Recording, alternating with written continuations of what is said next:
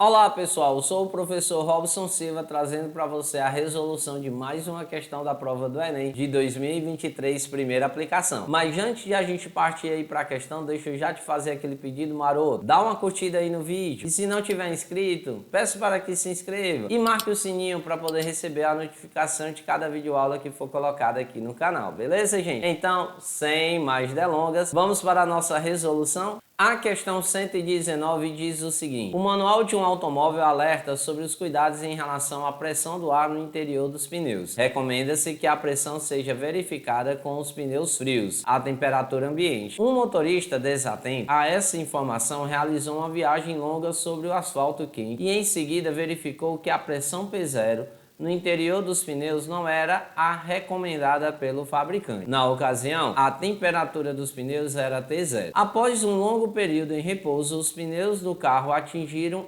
a temperatura ambiente T. Durante o resfriamento, não há alteração no volume dos pneus e na quantidade de ar no seu interior. Considere o ar dos pneus um gás perfeito, também denominado gás ideal. Durante o processo de resfriamento, os valores de pressão em relação à temperatura, P em função de T, são representados pelo gráfico. Gente, logo de cara já vamos observar aqui a seguinte situação dentro da questão. Ele fala na questão que não há alteração no volume dos pneus e nem na quantidade de ar no seu interior. O que isso significa dizer, gente, que o volume inicial ele é igual ao volume final, ou seja, nós vamos observar aí no caso que estamos falando de uma transformação isocórica ou isovolumétrica. E aí quando a gente fala nesse tipo de situação, para a gente poder determinar alguma coisa, a gente usa exatamente a seguinte equação: pressão 1 sobre a temperatura 1 é igual a pressão 2 sobre a temperatura 2. E qual é o detalhe a respeito disso aqui, gente? É que o gráfico ele é uma reta. E aí, se é uma reta, a gente já observa que não pode ser exatamente o item A, não pode ser o item B, porque aqui seria uma reta constante. A pressão a gente sabe dentro da questão que ela muda. Ele tem uma pressão inicial e depois vai ter uma nova pressão.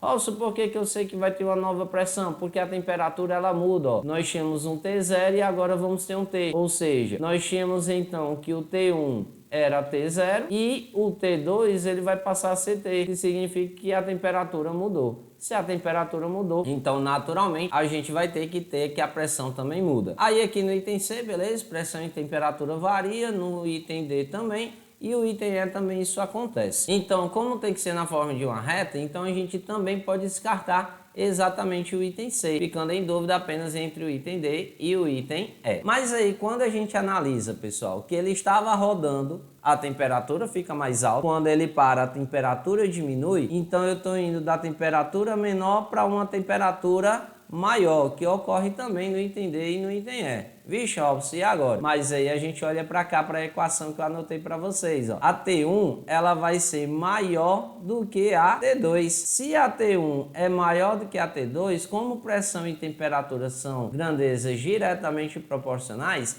isso significa dizer que a pressão de 1 também vai ter que ser maior exatamente que a pressão de 2. A pressão de 1 é o P0. E a pressão de 2, ele não falou nada aí na questão, vamos dizer que seria P, ou seja, ele vai sair de um P0 maior para uma pressão menor. E se a gente observar no item D, ele está saindo aqui de uma pressão menor e está indo para uma pressão maior, o que significa que também não pode ser o item D, ou seja, o nosso item correto só pode ser o item E de escola, beleza aí, gente? Então, pessoal, vejam que foi uma questão aí falando da parte de gases perfeitos, né? Que é um assunto que nem é tão pertinente à prova do Enem, mas é um assunto que também facilmente estaria aparecendo lá na prova de Química, beleza? Então, gente, desde já um forte abraço para você, fica com Deus, beijo no coração e até a próxima videoaula, se Deus quiser. Tchau, tchau, gente! Fui!